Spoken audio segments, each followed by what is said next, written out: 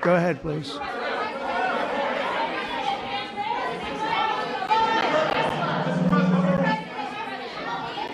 All right.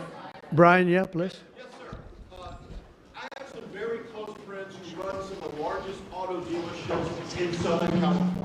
What's that automotive group? Good. Their message to you, they're 100% behind you right now.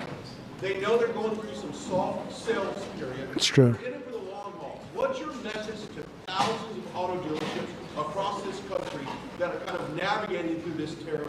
Yeah, they're going to do better than ever before. They're going to sell cars in America at levels that they've never even thought of before. And they're going to make more money than they ever made before. It's going to be great. They're going to be selling a better car, too. It's going to be a better product. And they're behind you 100%. I know. I know that. They have been behind me, right? They knew it was right. They've been asking for this for 25, 30 years, in all fairness. No, they're very happy. I told you the Auto Workers Union, we got tremendous votes. But they like me today even better than they did on Election Day on November 5th because they see the results now. They're all happening. And yeah, and they have plants moving in, Brian. A lot of plants are moving in. Thank you very much for that question. Yeah. Was Governor Gavin Newsom trying to kill the auto industry then? Oh, he was killing the auto industry. I don't think he knew it. I think he's a guy who he's just got a faulty thought process. You look at that train. The train is the most. I've seen people, stupid people with cost overruns for years. I've watched where something would cost twice as much or 3 times, but this thing is costing 20 times more. It's the most incredible disaster I've ever seen. That's one. The cars are just as bad. Everything's bad. And now you have this situation. So his own sheriff, who's a good man, by the way, said 2 days ago or 3 days ago that we could not have done this without the military. They were going to take over this whole, they couldn't have done it. Now today they got him to change his tune. He said, oh, I think we could have handled it. You know, it's so sad. He was so honest. I was using his quote all over the place, and they got him to change. But he knows. Los Angeles would be right now burning to the ground, just like the houses burned to the ground. It's so sad what's going on in Los Angeles. Think of it. They had a fire that should have never had because they should have listened to me in the water. Eventually, we broke in and we had the water come down from the Pacific Northwest. I could show you pictures now with the half pipes, the big half pipes coming all the way down California. Water, so much water. They don't have any droughts. They don't have any. They have so much water. They sent it all out to the Pacific Ocean for 20 years. So ridiculous. And we got them to take it now. But what they do and what they're doing, this is a big problem. And what they really want to do is keep criminals because they're trying to protect criminals. Sanctuary cities are a disaster in this country.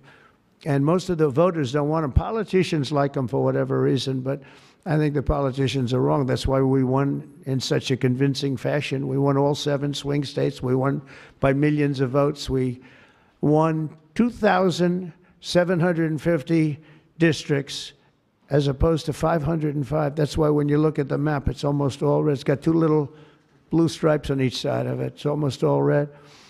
But now you have to, I always got along with Gavin. I like Gavin. I've liked him, always. He said I never called him. You know, they asked him a question on Fox, I guess. I never spoke to him. He doesn't remember the call. He doesn't remember. I never spoke. And then I produced a phone call. I had it. It took me about 2 minutes. I said, well, here's the call. It lasted 16 minutes and 4 seconds. And it was at 12:30 in the evening. I actually made a call, didn't pick up. I called him a second time, and he picked up. And I told him, I said, you have to get your ass in gear because you're going to have a problem there. And he would have. If we didn't bring the military in, he would have had, you would have right now something. And I went through it because I follow the rules 100%. And I watched in Minnesota where you have the man who ran for vice president of the United States. Fortunately, he was a disaster. But he wouldn't call in the National Guard. And I eventually called in the National Guard, but it was seven days late. I said, I'll never do that again. I'm never going to, if I see problems brewing, if they're not going to do the problem, I'm not going to wait 2 weeks. Because that city, Minneapolis, burned down. If you remember the CNN anchor, he was standing there saying, yes, this is a peaceful rally. And behind him, the entire city was on fire. It looked like World War II. And I appreciate the question. Please. Sir, Mr. President, thank you very much. Thank you. Two questions, if I may. First, the terrible, horrific plane crash in India today, where you saw the images on TV. Your reaction to that first, and will you speak to Prime Minister Modi? The plane crash was terrible. I've already told them anything we can do. It's a big country, a strong country. They'll handle it, I'm sure. But I let them know that anything we can do, we'll be over there immediately. But it was a horrific crash. It looks like most are gone. They actually maybe have a couple survivors, which is just heard. But that was a horrible crash. Nobody knows. Nobody has any idea what it might be. I gave him a couple of pointers. I said, maybe you look at this or that. You know, we saw the plane. It looked like it was flying pretty well. It didn't look like there was an explosion. It just looked like the engines maybe lost power. But boy, that is a terrible crash. It's one of the worst in aviation history. Yeah, second? How confident are you, sir, that conflict with Iran can be avoided? Well, I'd love to avoid the conflict. Iran's going to have to negotiate a little bit tougher, meaning they're going to have to give us some things that they're not willing to give us right now.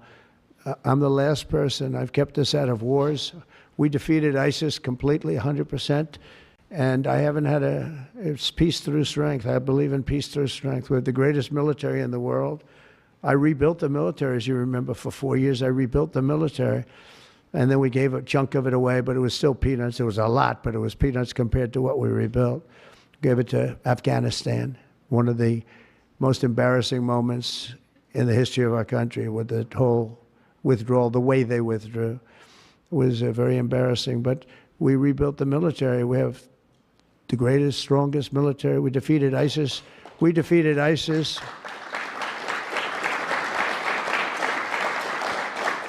We defeated ISIS in 4 weeks. It was told to be 5 years. It was going to take 5 years, anywhere from 4 to 5 years. We did it in 4 weeks, with, by the way, headed by the general who's now the head of the Joint Chiefs of Staff. That's why he's there. He said it would take 4 weeks, and he did it in 4 weeks. He did actually a little bit faster. So we have a great country, and we're going to keep it that way. And when it comes to Los Angeles or other cities, if we see other cities are gearing up, and these people are agitators, they're paid, they're professionals, they're insurrectionists, they're troublemakers, they're all of those things. But I believe they're paid, and we're going to find out through Pam Bondi and her great staff, her great people at Justice, who they are. And Mike, I think you're doing some investigations in that in Congress, but we're going to find out who they are, because they're really, I think what they're doing is unbelievably illegal. Just one thing, so they took the bricks away from people. They're walking in with satchels of bricks. Now, why do you have bricks? You have bricks because you throw bricks. They're very potent. If they hit you, they kill you. And they took them away. The military took them away. They saw him. What the hell is this? The guy could hardly carry me. Many bricks. He's a strong guy. Couldn't carry him. And they saw that, and they took him away. Then they found others with bricks. But they're ingenious. They also brought hammers along, very heavy hammers. And I saw them pounding the curb and pounding the sidewalk. And it was like a military operation. This guy's pounding strong, boom, big shots.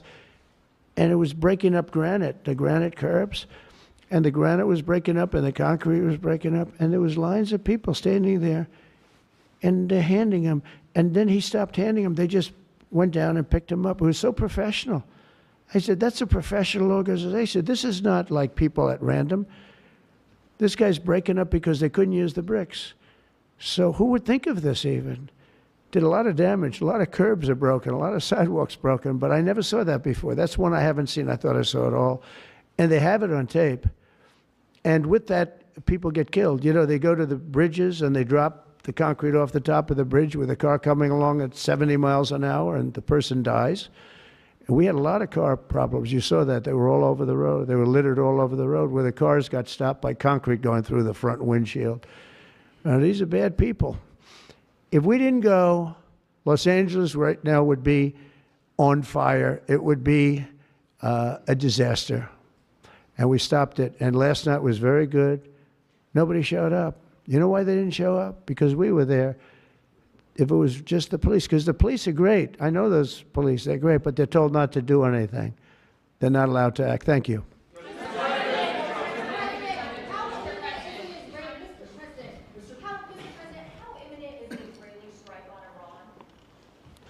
Well, I don't want to say imminent, but it looks like it's something that could very well happen.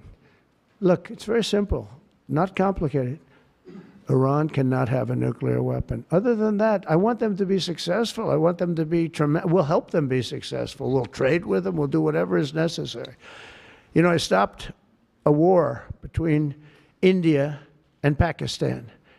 And I stopped it with trade. Nobody, I don't think I've ever seen a story written about it, but it was pretty cool. They were getting ready. Pakistan was their turn to hit, and eventually they're going to go nuclear. And I stopped it. I called each. I respect each leader greatly. I know them. And I spoke to them, and I talked about trade. I said, but you're not trading with us if you're going to go to war, if you're going to start throwing nuclear weapons around. And I said it to both of them, and they were both unbelievable, actually. They understood it exactly. They stopped. I stopped that war with phone calls and trade. And India's here right now negotiating a trade deal, and Pakistan's coming, I think, next week. And I'm very proud of that. Nobody died. Nobody, the nuclear weapons, they each have very severe, very substantial numbers of nuclear weapons. And I think we should get some credit for that. You know, the whole Republican Party should, because that's their mindset. Please. Yes, ma'am. What?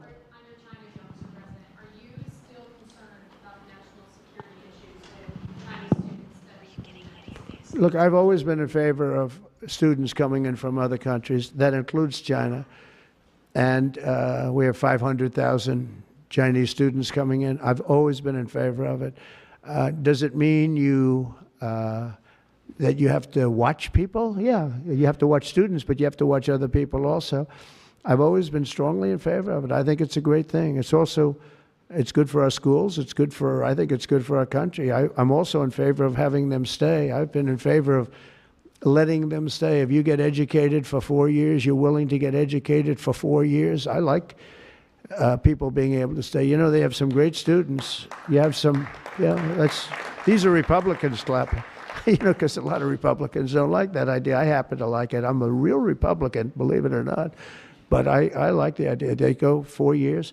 To me, that's almost like, you know, just buying your way in a very legitimate way. And, you know, you have stories where Apple wants to hire somebody and they can't hire him because he can't stay. He went to a great school. He finished first in his class. They made him a big offer, and everything's done. But he has no idea whether or not he's going to be able to stay. And I'm all for making sure that people like that can go to work for all of our great companies. And you know what they do? They go back to their country, and there are stories that are all over the place. They go back to their company, and they start a company just like they were going to start here. They end up starting it in China or India or someplace else, and now they're among the richest people in the world. They've got thousands and thousands of employees that make it great. This is happening all the time because they're not allowed to stay. And I think we'll probably end up doing something about that, right? I think. Yeah, go ahead. Go ahead. You in the blue, please. Light blue. Thank you, Mr. President.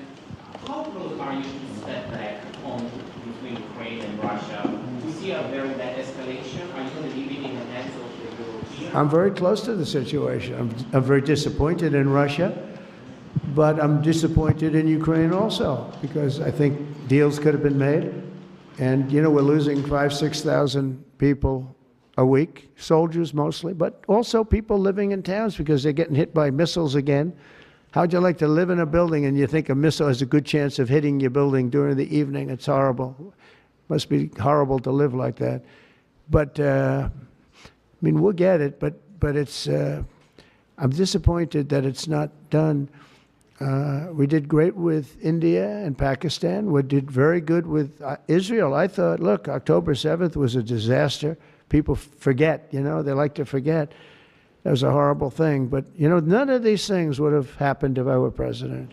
If I were president, none of it would have happened. You wouldn't have the Israel problem. Iran was broke. They had no money. We had big sanctions on them. Biden immediately let them get rich, $300 billion they have right now. But they had no money for Hamas or Hezbollah. They had no money for anything. It was perfect. We wouldn't have had inflation that was caused by oil, Chris. The oil price went through the roof. It was also caused by their spending, but it was caused more by oil than anything else. The oil went so high, got close to $100 a barrel. And that cost, and that also kept the war going with Putin, because at $100 a barrel, that was a big money-making experience. But now it's down to where it's not so good for them anymore. No, it's very important to get that solved. That's a bloodbath. That's a terrible bloodbath that's going on. Yeah, please, go ahead. Following up your question, answer on India and Pakistan for stopping the war between them. India says that they cannot talk to Pakistan unless Pakistan takes actions against terrorists. I mean, we're going to get those two getting together, you know? I told them, India and Pakistan, they've had a long time rivalry over Kashmir. And I said, I can solve anything. I'll be your arbitrator. I will be your arbitrator. I can solve anything. And I started first question, how long has it been going on? They said, 2,000 years. I said, oh, that's a problem. Maybe I'll take it. Mr. President. When I heard 2,000 years, I said, maybe I'll have John Hess solve that problem. Mr. President, will you punish Israel for striking Iran? Peter? Thank you, President Trump. I have two. First, on immigration. What made you change your mind about targeting in California farmers and people in the hotel and leisure business? Well, we're not targeting. In fact, if you look today, I put out a statement today about farmers. Our farmers are being hurt badly by, you know, they have very good workers. They've worked for them for 20 years. They're not citizens, but they've turned out to be, you know, great. And we're going to have to do something about that. We can't take farmers and take all their people and send them back because they don't have maybe what they're supposed to have, maybe not. And you know what's going to happen and what is happening? They get rid of some of the people because, you know, you go into a farm and you look and people don't, they've been there for 20, 25 years and they've worked great and the owner of the farm loves them and everything else. And then you're supposed to throw them out. And you know what happens? They end up hiring the people, the criminals that have come in, the murderers from prisons and everything else. So we're going to have an order on that pretty soon, I think. We can't do that to our farmers. And leisure, too, hotels.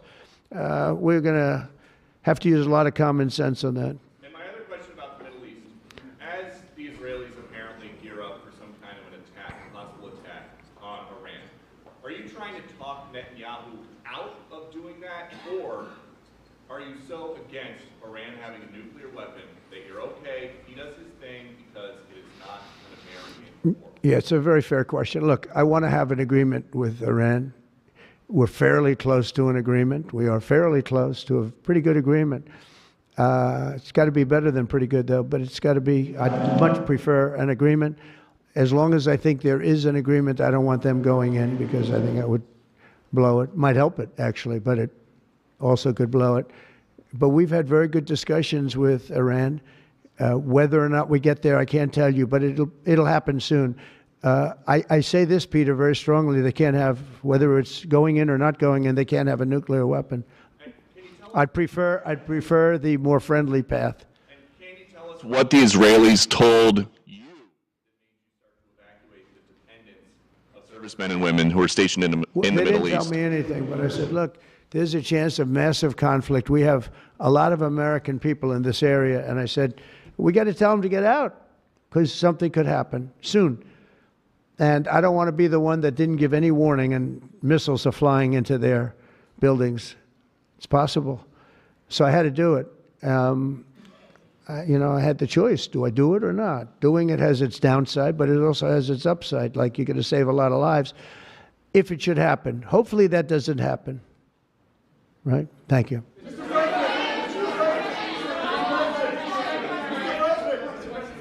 Mr. President, for Americans that are coming to Washington on Saturday for military break, It's going to be a great day. what would you like folks to take away from that day? What would you hope that they would remember? And also, Mr. Great President, our country is. Very simple. and how strong our military is. We have the strongest military in the world. You know, it's very interesting. 3 weeks ago, it was the end of world anniversary, end of World War II. And I called France, and Macron, who's a good man, I said, what are you doing? He goes, we're celebrating World War II, our victory. I said, your victory? Your victory. Tell me about that. And then I called somebody else, and I happened to speak to President Putin at the time. Now, in all fairness to him, he lost 51 million people, and he did fight. Russia fought. Sort of interesting, isn't it? He fought with us in World War II, and everybody hates him. And Germany and Japan, they're fine. You know, someday somebody will explain that, but I like Germany and Japan too. But Putin is a little confused by that, you know. He said, we lost 51 million people, and we were your ally. And now everybody hates Russia, and they love Germany and Japan. I said, let's explain that sometime, okay? But it's a strange world. But I will say this, look, I want them to go away saying how great our country is and how great our military is. And I was making all these calls. For some reason, I spoke to like 4 different places. Sir, are you celebrating? And I said, you know, we won World War II and World War I, right? We won them. And yet we're the only country that doesn't celebrate. Everybody's celebrating except us. And I said, we should celebrate too. There are several No Kings protests planned across the country on Saturday as well. What are your thoughts on those? What do they call it? No king? No Kings. I don't feel like a king. I have to go through hell to get stuff approved. A king would say, I'm not going to get this. A king would have never had the California mandate to even be talking to him. He wouldn't have to call up Mike Johnson and Thune and say, fellas, you got to pull this off, and after years we get it done. No, we're not a king. We're not a king at all. Thank you very much. Go ahead. Yeah, go ahead. Sir, Go ahead. Mr. President, sir, you made a lengthy posting today on Truth Social about Senator Rand Paul. Do you expect to see him at the picnic tonight, sir? I do. I look forward to seeing him, actually. I like him. He's the hardest vote in the history of the U.S. Senate to get. Probably won't get him, but he's a very tough vote. I mean, he's a very tough vote. He's always been a friend of mine. You know, I endorsed him and got him elected. I got him elected twice. But I don't think he understands how great this bill is. This is a great bill. No tax on tips, no tax on, you know, the Social Security payments. It's unbelievable what happens. No tax on overtime. You work overtime, no more tax. It's so, those are big, but they're minor compared to the big things. Taxes reduced. And let's look at the other side. If it doesn't get approved, a 68% tax increase, 68%, including the fact that the Trump tax cuts kick in. But it's a 68% tax increase and many other bad things. I don't even want to, some of them are so bad I don't even want to talk about them. I think it's one of the greatest bills we'll ever pass in this country, and I think that Leader Thune and this gentleman right here, what he's gone through on this with, you know, we started off with a majority of 1. Now I guess we have 7, so it's like easier, but it's really sort of 3.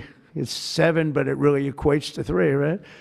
And we have great support. I mean, I can't tell you, I can't guarantee, but when you have a majority of essentially 3, where you can't lose anything more than 3 votes, and you get it passed, it's pretty amazing.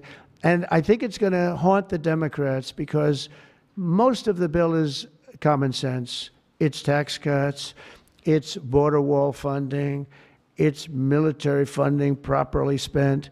It's all things that are like common sense. They're all good. There's nothing tricky about it. It's basic stuff. And we don't intend on getting one, think of it, not one Democrat vote in the House. Mike, not one. Maybe somebody will come along. I don't know how they can run for office. So many different things. We're gonna very important, Medicare and Medicaid are gonna be strengthened, not hurt.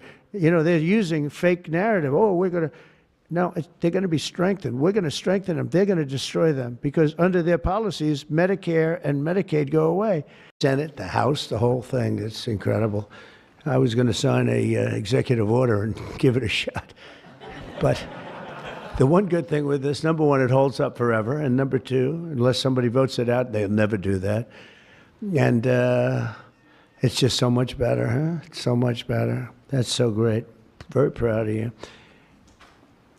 We're joined today by the great Speaker of the House. I think he's going to go down as a great Speaker of the House, too. I may be wrong. I may be wrong. Who knows? Who the hell knows? I think he is. And he's doing something, the only thing I would say is more important than this one, and I'll tell you what, it's almost close. That's how big this is today. But the great, big, beautiful, I added the word great, I used the word. The great, big, beautiful bill, it's going to be one of the most, I said it this morning to a group, I think it's the most important, one of the most important pieces of legislation ever signed, ever approved. So it's going to be something very special. Thank you very much. Speaker of the House, Mike Johnson, thank you. Secretary Sean Duffy, and they had a problem in India today, and you're on that. Sean's doing a tremendous job.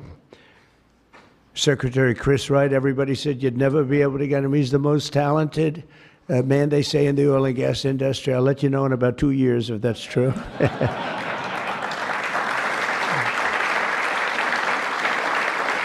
Well, Doug Burgum, I wanted Doug Burgum to head up energy because he was so successful in North Dakota. He's governor.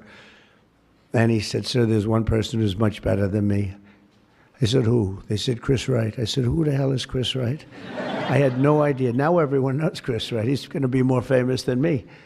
But he said, there's a guy named Chris Wright, and if we could get him, he'd be better than I am, sir. And if you know Doug, Doug's not here, is he? If you knew Doug, he's always working someplace. But if you knew Doug, you'd know that he doesn't say that often. And he did. And Chris, you're doing great. But I don't like the oil prices have gone up just a little bit over the last few days. I was going to call and just really start screaming at you. Are we okay? Nothing wrong, right? It's going to keep going down a little bit, right? Because we have inflation under control perfectly. You probably saw the records. Everyone's on television saying, what's going on here? Trump has proven to be right. All of these things. We've taken in $88 billion in tariffs in 2 months. $88 billion with no inflation. And if we're smart, there won't be.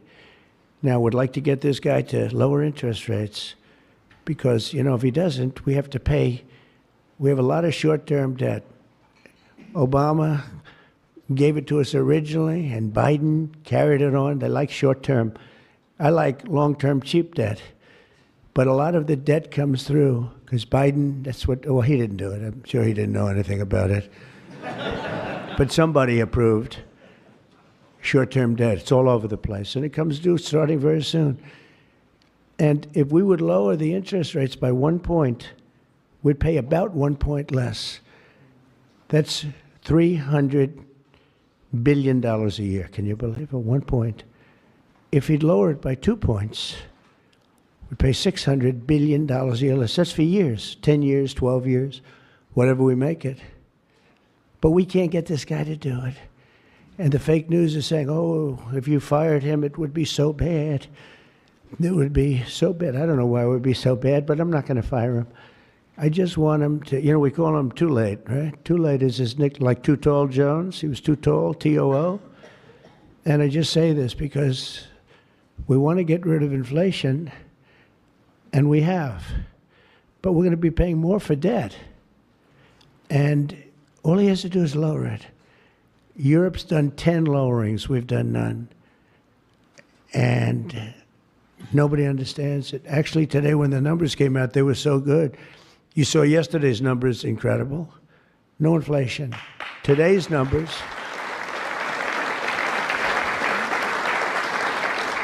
Today just came out, same thing, no inflation. They're all shocked. All these guys are watching from business, CNBC, and all of these different networks. Maria Bartiromo actually got it right. She's been getting it right for a long time, that one. I hope she's appreciated. And Joe Kiernan's been very good at CNBC, I must tell you, but other people aren't so good. But I will say that they can't believe what's happening. But if I could, because we can discuss, we get a lot of press, we get a lot of cameras rolling right now. Not that I like doing it, because I don't. But if we cut our interest by 1 point, For years, we saved $300 billion. If we cut it by 2 points, we save, because it's pretty equivalent. We're going to spend $600 billion a year, $600 billion, because of one numbskull that sits here. I don't see enough reason to cut the rates now. And the problem he's got is that, and I explained to him, look, if inflation went up, cut your rates now.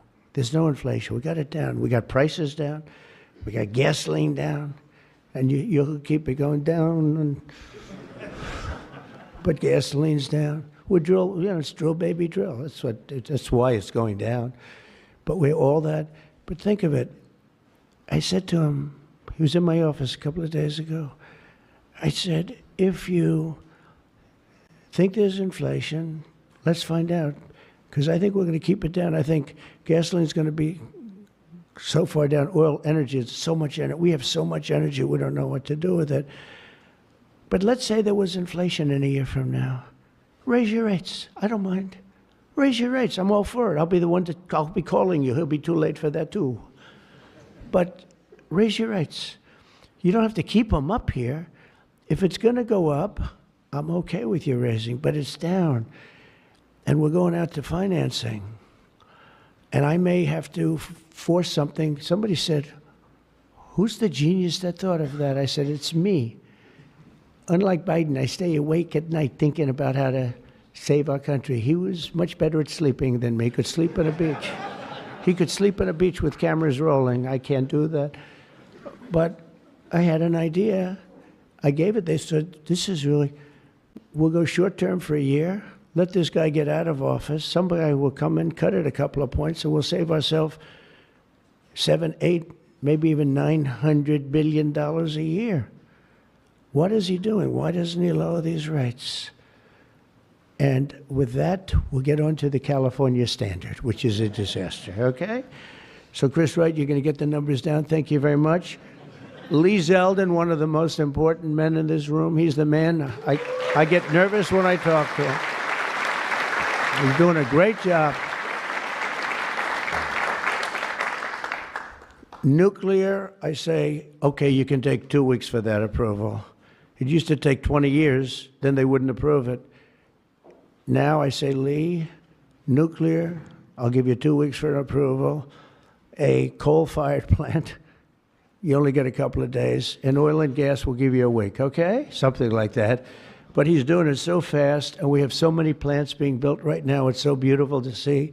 And one of the reasons they're coming here is because they have to produce tremendous, especially the AI, they have to produce beyond believable amounts of electricity. And they're doing, I said to them, I think this was more or less my idea. They didn't have the idea only because they didn't think a thing like this was possible. I said, as you build your plant, you're going to become a utility. And you're going to build a separate plant right alongside of it. You're going to build it. You're going to build a plant that produces electricity. And you'll produce it through natural gas, coal, nuclear. We don't want to produce it through wind because we don't feel like ruining 50 miles of beautiful plains and beautiful vistas. And but we want to produce it. You know, interestingly, China's opening up a coal plant every single week. But now I'm finding out it might be 2 plants every single week. And, you know, usually that's a good gauge. If they're using coal, I guess we're supposed to use coal. And, you know, we went to a coal standard. And not that you have to use coal. You're going to use whatever's best. I want to introduce also Senate Majority Whip John Barrasso, who's a tremendous guy, doctor. Okay?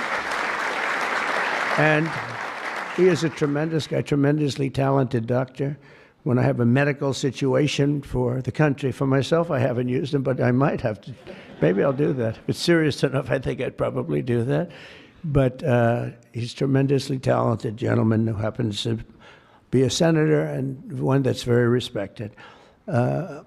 Chairwoman Shelley Moore Capito, and congratulations. I just endorsed your son. Did you know that? I endorsed your son. I endorsed your son, who's running in West Virginia, and he's great.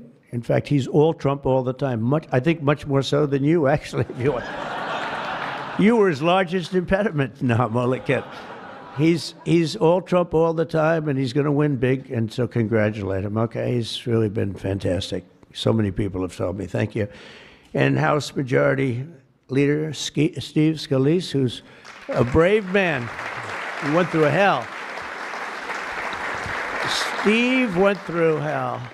And we have a lot of other people here that I won't be able to because they don't have your name down, and I'm looking, and I see people's names. I'll do a couple of you, but thanks as well to Mark Wayne Mullen, Senator. Mark Wayne, thank you. Stand up, Mark Wayne. Don't fight him. He's a serious fighter in a lot of ways, and he's a great guy, too.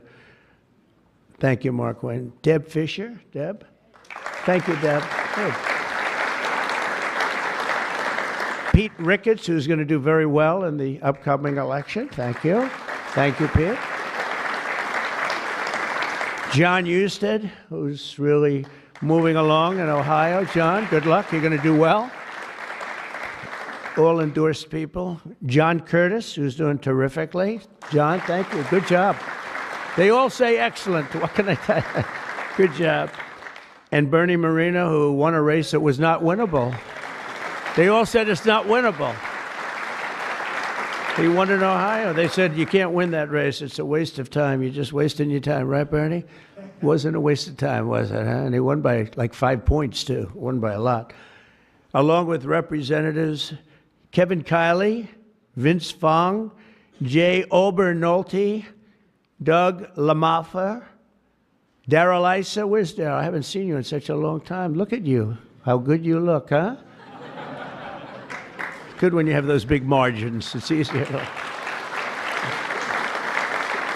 John Joyce, great guy. John, thank you. Thank you, John. Dusty Johnson, Morgan Griffith, Troy Balderson, Troy from a place called Ohio, and he played very cute at one time, but then he got, boy, I'll tell you, he's become a good politician. Where is Troy now? Where I haven't seen him used for years. I endorsed you early when he was early and younger, but you still look young, and you've done fantastically good. Good work, really good work. Claudia Tenney, New York. Claudia, thank you, Claudia. John James, John James. I don't know. You know, he's running for governor, but I'm not sure I'm happy about that, John. Do we have somebody good to take your seat? Because otherwise we're not letting him run for governor. We can't. You have somebody good, right? Okay. As long as you like him, they'll win. Tracy Mann. Tracy, thank you very much. Thank you very much. Appreciate it. Michael Baumgartner. Michael. Thank you, Michael. Good. Good job. David Rouser. Rouser. Thank you. Glenn Grothman. Hi, Glenn. Thank you very much, Glenn. Brett Guthrie. Brett. Thank you, Brett. Rudy Yackham. Thank you. Thank you, Rudy. And I want to thank you all. And there's some additional people in the room, but we have to get back to this. Is like so big. This is a big one. Under the previous administration, the previous administration, I could go point after point, everything they did, open borders, men playing in women's sports, transgender for everybody, let's go transgender. What a group of people you had over there. They must have hated our country. Under the previous administration, the federal government gave left-wing radicals in California dictatorial powers to control the future of the entire car industry all over the country, all over the world, actually. Because they have to build a car. They can't build 19 different cars called the same thing. And really, it was all over the world what was happening. They approved Governor Gavin Newsom's ridiculous plan to impose a 100% ban on all new gas-powered cars within a very short period of time. Think of this. You couldn't buy any other car except an electric-powered car. And in California, they have blackouts and brownouts. They don't have enough electricity right now to do the job. And countrywide, you'd have to spend $4 trillion to build the firing plants to be able to, they call it a firing, they call them a lot of things, charging plants, firing plants. $4 trillion you'd have to spend. In the Midwest, they built 9 of them. 9 individual, it's like a pump, just like a pump, except instead of gas, electricity comes out. They built 8 of them. $9 billion they spent for 8 little hoses, $9 billion.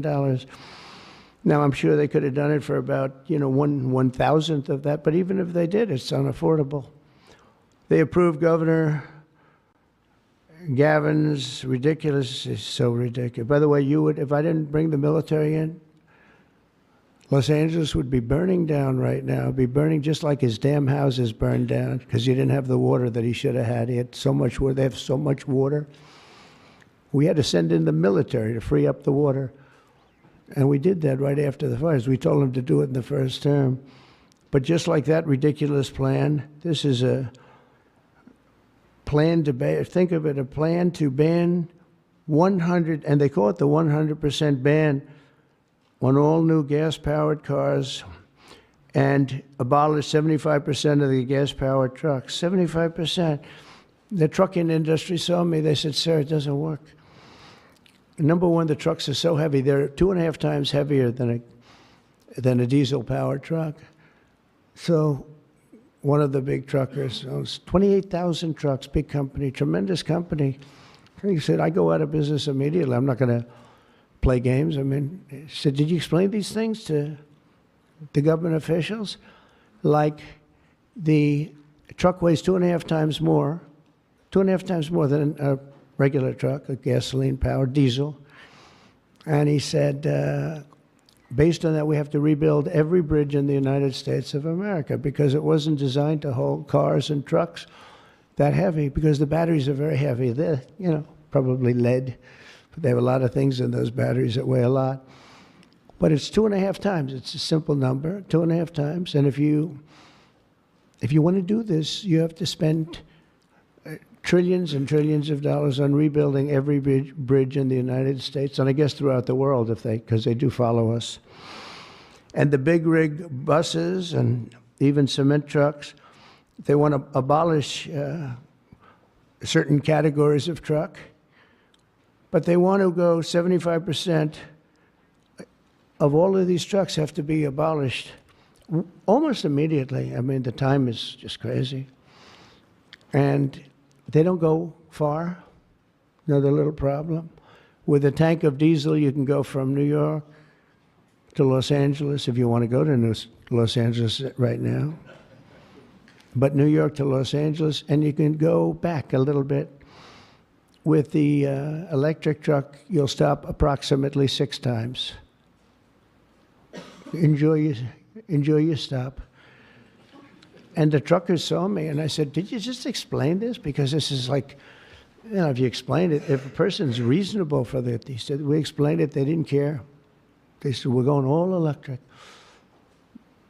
They can't be stupid because anybody that can cheat on elections like them is not a stupid person.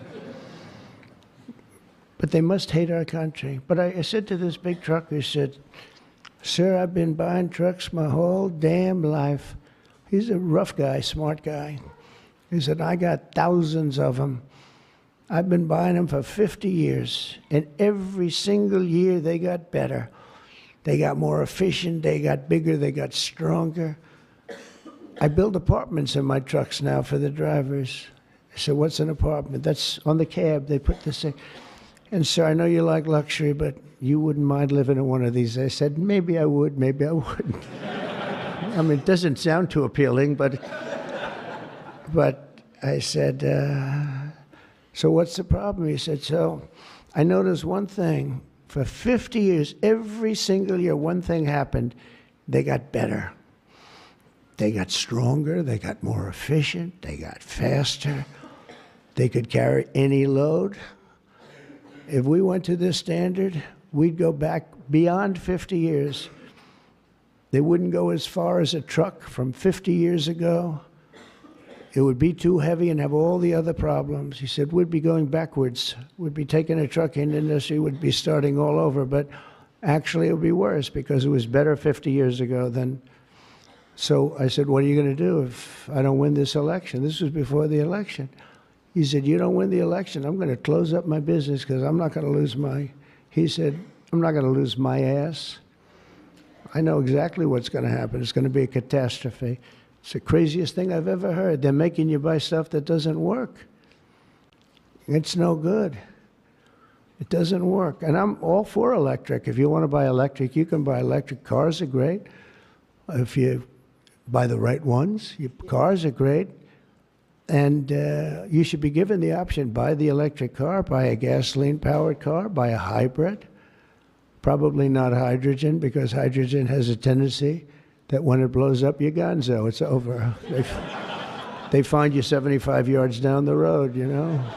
Where is he? Well, I think that's him, but I'm not sure. So, you know, they said, we think we can solve the problem. I said, that's not good enough when they think. No, it sounds like it's quite severe. If it doesn't work, Steve, it'll work most of the time, but if it doesn't, it's over. It'll make your accident look like peanuts compared.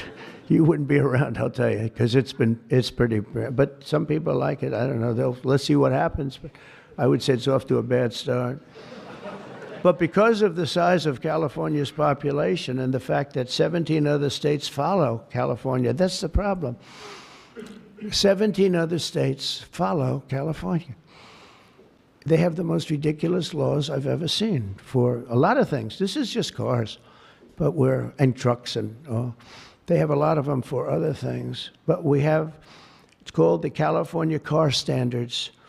And this horrible scheme would effectively abolish the internal combustion engine, which most people prefer. Like so far, I'd say about 90%. In fact, General Motors announced yesterday they're going to spend about $6 billion because of tariffs and maybe because of my election on November 5th. But because of tariffs, I think, more than anything. They're all coming back. They're coming back from other countries that took them 25, 30 years ago. They're all coming back.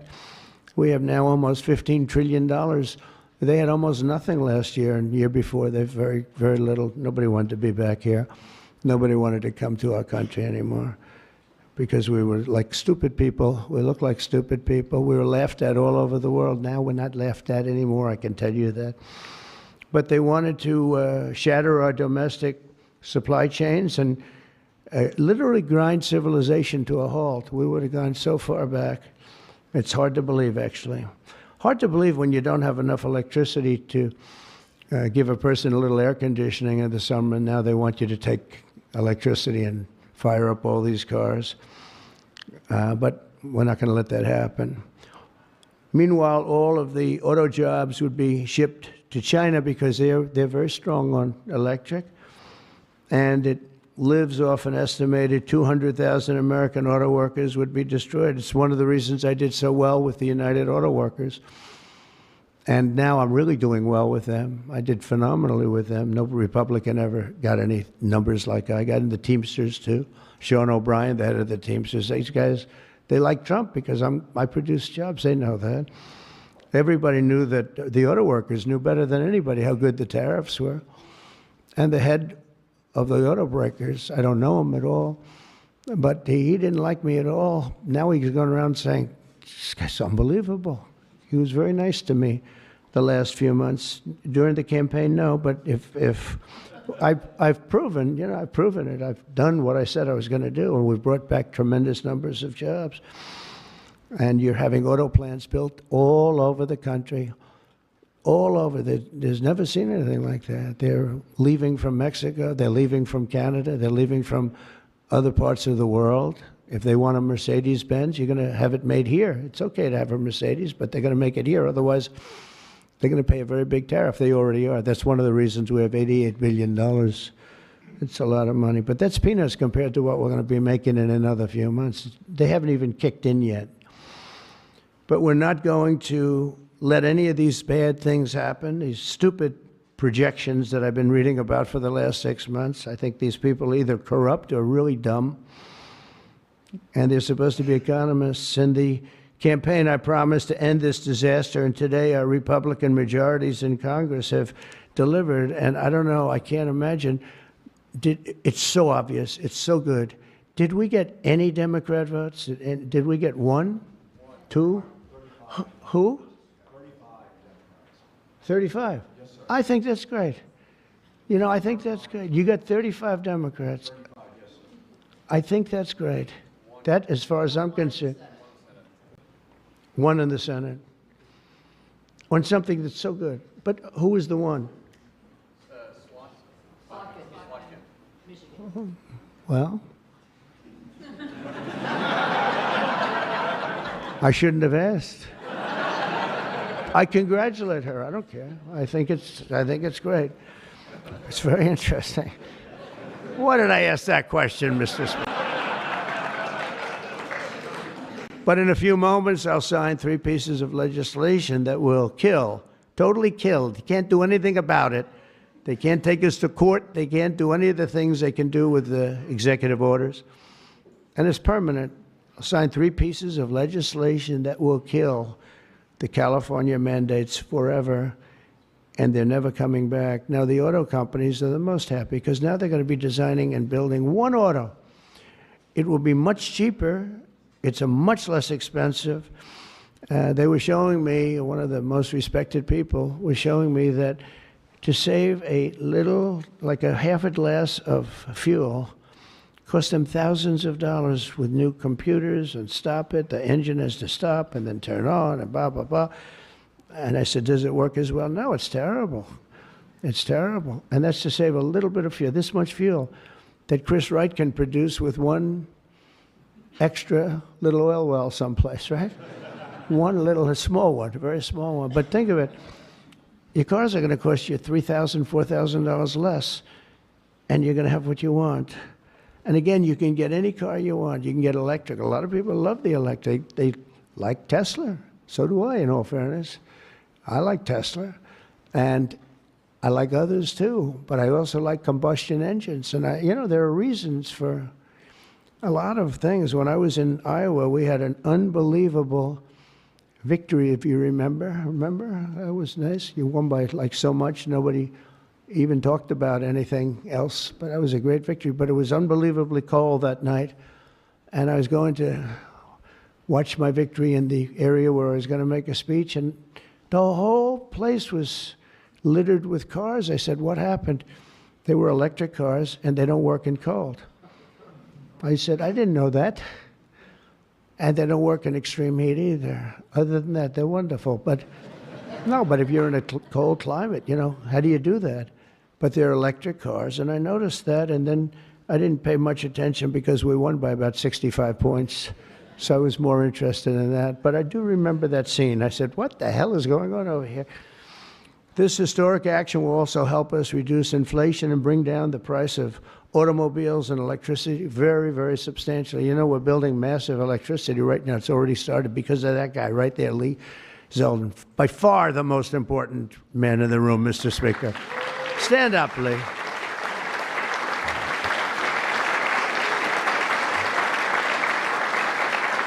He blows you guys away, John. He blows the politicians away. I'm sorry right now. He's a great politician, though. He almost won for governor in New York, which is just missed by a few points. And that was another race that was not winnable, but you almost got it. But I think what you're doing now is even bigger if you want to know the truth. I think it's actually more important if you can believe that. Under the previous regime, car prices skyrocketed as a direct result of the mandates. These mandates, this nonsense that you had to do, and they had so many other rules and regulations that the car companies who are here today appreciate that. And Susie Wiles is here today. Stand up, Susie. Most incredible woman. Most powerful woman in the world, they say. She's the most powerful. She was rated the most powerful woman in the world. Susie Wiles. One phone call and a nation is destroyed. She could destroy 5 nations with 5 calls, and she's doing a great job. More importantly, right? Doing a great job. There's nobody like her. Energy prices would likewise soar as the radical left forced more electric vehicles onto the grid, while blocking approvals for new power plants. They want to block the approvals. They want you to have a car with electric, but they block the production of the juice that runs the cars, and all of them, all forms of cars. It's just the craziest thing. We're in a different sphere now. We're in a whole different planet right now. The result would be rolling blackouts and a collapse of our power systems. We'd have a total collapse. You couldn't do it. You couldn't even do it. Think of it, they're forcing you to do something, and they want you to do boats also. I assume boats are being covered by this, and boats, they want you to go all electric, and the batteries are so heavy, the damn boat practically doesn't float. I used to have a lot of fun talking about that one on the tours. We'd talk about it. And I said, what would happen if the boat sank? Because we went to North Carolina, South Carolina. We visited boat factories. Unbelievable guys. And they said, sir, we have one problem. They're forcing us to go electric for the boat. I said, how's it going to work? The boat will not float, sir. It's so heavy. And it won't go fast, and lots of other. And I did ask him a question, because I have a lot of background. My uncle was a big shot at MIT, the smartest guy. He never had a smarter guy.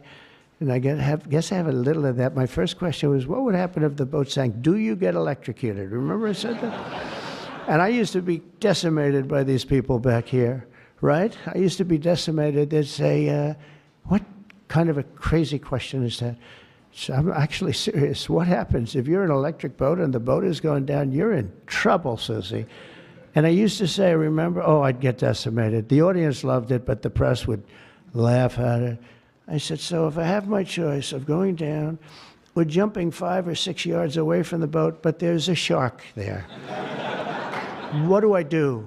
You know what I said? I'd rather be electrocuted. I said, I'll take electrocution every single day. But actually, he said, nobody's ever asked me that question, sir. He makes boats. Nobody ever asked me that question. This is really an unusual question. He said, and honestly, I don't have the answer. He wasn't able to. I said, don't worry about it. If I win, you won't have to worry about it.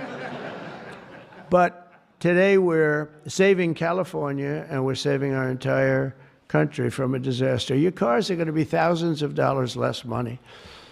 And even the ones that, if you buy electric, we're not going to make you do certain things that are just a waste of money and just time-consuming waste of money. They make you do things that are no good for anybody, make the car worse, and make it much more expensive. Over the past 5 months, our administration and Republicans in Congress have fought for the American auto worker and for Teamsters and for, by the way, right to work. We have them all. We have, we just call them just workers. We fought for workers like no one has ever fought before.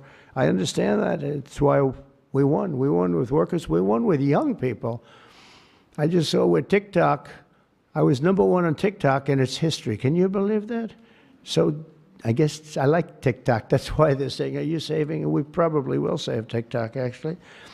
But on my first day in office, I ended the Green New Scam and abolished the EV mandate at the federal level. We abolished it, which is basically that everybody will be driving an electric car within a very short period of time.